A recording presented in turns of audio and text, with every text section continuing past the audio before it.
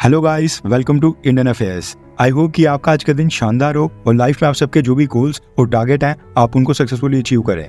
बढ़ते हैं पिछले 24 घंटों की सबसे इंपॉर्टेंट टॉप 10 अपडेट्स की तरफ। और आज की वीडियो में काफी सारी इंपॉर्टेंट न्यूज होने वाली हैं, इसलिए वीडियो को एंड तक देखिएगा। आज की पहली अपडेट आ रही है भारत और इजराइल को लेकर। दरअसल न्यूज निकल कर आ रही है कि भारत के रिटायर्ड जजेस, रिटायर्ड डिप्लोमेट्स और रिटायर्ड एक्टिविस्ट, राइटर्स और इकोनॉमिस्ट के ग्रुप ने देश के डिफेंस मिनिस्टर राजनाथ सिंह जी को एक लेटर लिखा है, जिसमें इन सब ने मांग की है कि भारत सरकार जो आज की डेट में इजराइल को हथियार और एमुनिशन बेच रही है, उसके ऊपर पूरी तरह से रोक लगा दी जाए और भारत की डिफेंस कंपनीज को एक्सपोर्ट लाइसेंस और परमिशन ना दी जाए। 25 लोगों के इस ग्रुप ने भारत सरकार से कहा है कि वो देश के कंसर्न सिटीजन्स हैं और उसी के नाते ये मांग कर रहे हैं। और गाजा में हमले करने के लिए इजराइल को हथियार सप्लाई करना एक तरह से जेनोसाइड को सपोर्ट करना है और जेनोसाइड के लिए हथियार देना हुआ। ये न सिर्फ इंटरनेशनल लॉज के खिलाफ है, बल्कि आर्टिकल 21 और आर्टिकल 51C के तहत भारत के संविधान के भी खिलाफ है। ये कहना है हमारे रिटायर्ड डिप्लोमेट्स, रिटायर्ड जजेस और इकोनॉमिस्ट का। शायद ये सब लोग भूल गए हैं कि कारगिल युद्ध के समय कौन सा देश भारत की मदद के लिए सबसे पहले आया था, और आगे भी जब फ्यूचर में हमारे सामने कोई युद्ध आता है तो कौन सा देश हमारी मदद करने से पहले सोचेगा भी नहीं। चलो एटलीस्ट ये अच्छा है कि ये सारे लोग रिटायर हो गए हैं। आज की सेकंड अपडेट आ रही है भारत के क्रूड ऑयल इंपोर्ट्स को लेकर। दरअसल जुलाई महीने के लिए भारत ने कौन से देश से कितना क्रूड ऑयल परचेज किया, कौन सा देश भारत का टॉप क्रूड ऑयल सप्लायर रहा, इसका भी डेटा रिलीज कर दिया गया है। डेटा के मुताबिक जुलाई महीने में भारत का टॉप क्रूड ऑयल सप्लायर देश बना रशिया, और हमने अपनी टोटल इंपोर्ट वैल्यू का 43.1% क्रूड ऑयल अकेले रशिया से परचेज किया।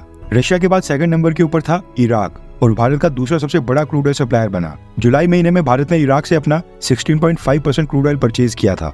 वहीं पर जुलाई में ही हमारा तीसरा सबसे बड़ा क्रूड ऑयल सप्लायर देश था सऊदी अरब। भारत ने अपनी टोटल इंपोर्ट वॉल्यूम का 13.7% क्रूड ऑयल सऊदी अरब से परचेज किया था। उसके बाद चौथा सबसे बड़ा सप्लायर था यूएई, जिससे हमने अपना 7.4% क्रूड ऑयल परचेज किया था। और हैरानी वाली बात है कि भारत का 5th लार्जेस्ट सप्लायर था अमेरिका, यानी कि 7 समंदर पार भारत ने अमेरिका से भी अपनी टोटल इंपोर्ट वॉल्यूम का 5.5% क्रूड ऑयल अमेरिका से परचेज किया था। कुल मिलाकर जो ये टॉप के 5 देश हैं, इनसे हमने अपना टोटल कोई 86% क्रूड ऑयल परचेज किया था, और बाकी का क्रूड ऑयल छोटे छोटे सप्लायर से। आज की थर्ड अपडेट आ रही है भारत सरकार के जीएसटी कलेक्शन को लेकर। पिछले महीने जुलाई के जीएसटी कलेक्शन का डेटा भी सामने आ गया है। पिछले महीने भारत सरकार ने 1,82,075 करोड़ रुपीस की जीएसटी कलेक्शन की है, और ये पिछले साल के जुलाई महीने के मुकाबले 10.3% का जंप देखने को मिला है।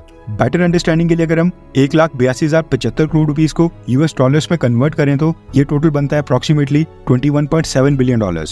यानी कि जुलाई महीने में भारत सरकार को $21.7 बिलियन की सिर्फ और सिर्फ जीएसटी कलेक्शन हुई है। आज की फोर्थ अपडेट आ रही है कनाडा से। दरअसल कनाडा में अननोन मैन्स एक बार फिर से एक्टिव हो गए हैं और इस बार पाकिस्तान ओरिजिन के बिजनेसमैन के ऊपर हमला किया है, जिसके लिंक्स पाकिस्तान की इंटेलिजेंस एजेंसी ISI और साथ में खालिस्तानी हरदीप सिंह निज्जर के साथ भी थे।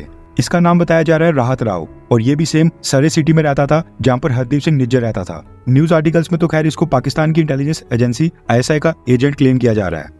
हरदीप सिंह निज्जर की हत्या को लेकर इस राहत राव के साथ भी कनाडा की एजेंसीज ने पूछताछ की थी, और रिपोर्ट के मुताबिक एक 24 साल का व्यक्ति मनी एक्सचेंज के लिए राहत राव के घर आया था, जहां पर उसने राहत राव के ऊपर हमला करके उसको आग के हवाले कर दिया और वहां से फरार हो गया। ISI एजेंट राहत राव काफी सारे बर्न्स आने के कारण अभी सरे में हॉस्पिटलाइज्ड है और क्रिटिकल कंडीशन में चल रहा है। इससे पहले ये राहत राव कई सारे भारत विरोधी प्रोटेस्ट भी करवाता था, और हरदीप सिंह निज्जर की हत्या के बाद इसने कनाडा में वहां पर कई सारे एंटी इंडिया प्रोटेस्ट भी करवाए थे।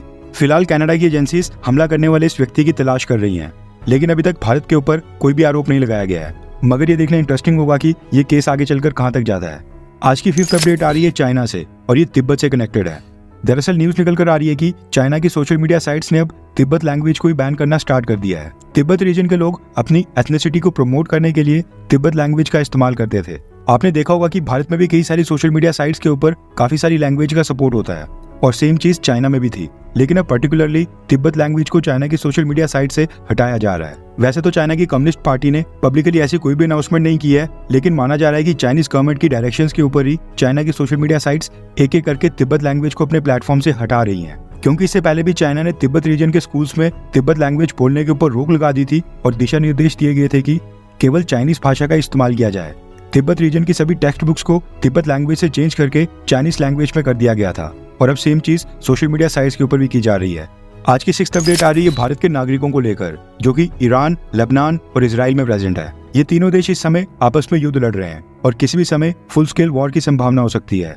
भारत सरकार ने डेटा रिलीज किया है जिसके मुताबिक भारत के 26,000 नागरिक इस समय इजराइल में प्रेजेंट हैं। उसके बाद लेबनान में भी भारत के 4000 नागरिक वहां पर प्रेजेंट हैं। ईरान की बात करें तो आज की डेट में ईरान में भी भारत के 10,000 भारतीय वहां पर मौजूद हैं। ये सारे भारतीय काम और बिजनेस के सिलसिले में इन देशों में रह रहे हैं और इन तीनों में से इजराइल और लेबनान के लिए तो भारत की सरकार ने ट्रैवल एडवाइजरी भी जारी की है। आज की 7th अपडेट पेरिस ओलंपिक्स में मेडल टैली को लेकर आ रही है। अगेन भारत के मेडल की संख्या अभी तक 3 ही है। अब क्योंकि बाकी के देशों के मेडल्स की संख्या लगातार बढ़ते जा रही है, इसलिए भारत मेडल टैली में लगातार नीचे गिरते जा रहा है। वीडियो रिकॉर्ड करते समय 3 ब्रॉन्ज मेडल्स के साथ भारत 57th पोजीशन के ऊपर आ गया है। नंबर 1 के ऊपर है अमेरिका, नंबर 2 के ऊपर है चाइना, नंबर 3 के ऊपर फ्रांस, नंबर 4 के ऊपर है ऑस्ट्रेलिया और नंबर 5 के ऊपर है ब्रिटेन। आज की 8th अपडेट आ रही है बांग्लादेश को लेकर। भारत की सरकार ने बांग्लादेश के लिए एक ट्रैवल एडवाइजरी जारी करके अपने नागरिकों से कहा है कि वो बांग्लादेश ना जाएं और जो भी भारतीय इस समय बांग्लादेश में फंसे हैं उनसे कहा गया है कि सावधानी बरतें और कोई इमरजेंसी हो तो भारत की एम्बेसी को कांटेक्ट करें। दरअसल बांग्लादेश के अंदर वहां पर प्रोटेस्ट एक बार फिर से स्टार्ट हो गए हैं, लेकिन इस बार सरकारी नौकरी से आरक्षण को हटाने के लिए नहीं, क्योंकि वो तो सुप्रीम कोर्ट ऑफ बांग्लादेश ने हटा दिया था। इस बार प्रोटेस्ट हो रहा है बांग्लादेश की प्राइम मिनिस्टर शेख हसीना की रेजिग्नेशन को लेकर, यानी कि शेख हसीना की सरकार को गिराने की कोशिश की जा रही है। इस बार प्रोटेस्ट में कट्टरपंथी इस्लामिक संगठन भी जुड़ गए हैं, क्योंकि कुछ दिन पहले बांग्लादेश की सरकार ने देश में जमाते इस्लामी और उसके स्टूडेंट विंग इस्लामी छात्र शिविर को बैन कर दिया था, जिसके चलते बांग्लादेश की कट्टरपंथी ताकतें शेख हसीना सरकार के खिलाफ हो गई हैं। बांग्लादेश में रिजीम चेंज करने की कोशिश तेज हो गई है और प्रोटेस्ट पिछली बार से भी वायलेंट हो गए हैं। ये जो दोबारा से प्रोटेस्ट स्टार्ट हुए हैं, इनमें अभी तक 100 से ज्यादा कैजुअलिटीज ऑलरेडी हो गई हैं और 200 के करीब लोग घायल माने जा रहे हैं, यानी कि इंजर्ड है। इसी के चलते बांग्लादेश की सरकार ने भी अगले 3 दिन के लिए सरकारी छुट्टी अनाउंस करके देश को पूरी तरह से बंद करने का फैसला किया है। हैरानी वाली बात यह है कि बांग्लादेश की सरकार प्रोटेस्ट रोकने के लिए बांग्लादेश आर्मी की मदद ले रही है, लेकिन जो बांग्लादेश के रिटायर्ड आर्मी जनरल्स और बांग्लादेश के एक्स चीफ हैं, ये सारे शेख हसीना सरकार के विरोध में आ गए हैं और बांग्लादेश की सरकार से मांग कर रहे हैं कि आम बांग्लादेशी लोगों के खिलाफ आर्मी का इस्तेमाल ना किया जाए।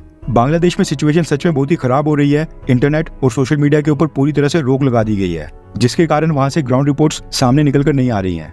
लेकिन ये भी पॉसिबिलिटी है कि बांग्लादेश में रिजीम चेंज करने के पीछे अमेरिका, पाकिस्तान या चाइना की इन्वॉल्वमेंट हो। आपको क्या लगता है कि बांग्लादेश में प्रोटेस्ट के पीछे कोई फॉरेन कंट्री की इन्वॉल्वमेंट हो सकती है? हाँ या फिर ना? नीचे कमेंट करके अपनी राय जरूर बताएं। आज की 9th अपडेट आ रही है रशिया और ईरान को लेकर। रिपोर्ट के मुताबिक ईरान में हमास चीफ इस्माइल हानिये की हत्या के बाद से रशिया ईरान को काफी सारा एमुनिशन और हथियार सप्लाई कर रहा है। दरअसल रशिया का एक मिलिट्री ट्रांसपोर्ट एयरक्राफ्ट है जिसका नाम है IL-76 और इसका कमर्शियल वर्जन भी है। न्यूज निकल कर आ रही है कि पिछले काफी दिनों से ईरान की काफी सारी सॉर्टीज कर चुका है। ग्लोबल फ्लाइट रेडार डेटा से पता चला है कि ये सॉर्टीज ईरान की राजधानी तेहरान तक हो रही हैं। IL-76 ट्रांसपोर्ट एयरक्राफ्ट का इस्तेमाल रशिया हमेशा ही आर्म्स और एमुनिशन की डिलीवरी के लिए करता है। इवन जो भारत रशिया से आर्म्स और एमुनिशन परचेज करता है, जो भी स्पेयर पार्ट्स और कंपोनेंट्स रशिया से भारत आने होते हैं, वो भी इसी ट्रांसपोर्ट एयरक्राफ्ट के ऊपर ही डिलीवर किए जाते हैं। आज की 10th अपडेट आ रही है भारत और ब्राजील को लेकर। रिपोर्ट्स निकल कर आ रही है कि ब्राजील की गवर्नमेंट का एक डेलीगेशन कुछ डिफेंस डील्स की डिस्कशन के ऊपर इसी महीने अगस्त में भारत आ रहा है। रिपोर्ट के मुताबिक टॉप के ऊपर ब्रह्मोस सुपरसोनिक क्रूज मिसाइल की डील है और हो सकता है कि आने वाले कुछ ही महीनों में ब्राजील भारत के साथ कोई डिफेंस डील साइन करे। ब्राजील और भारत दोनों ही देश ब्रिक्स मेंबर हैं। आज के लिए बस इतना ही। जय हिंद, वंदे मातरम।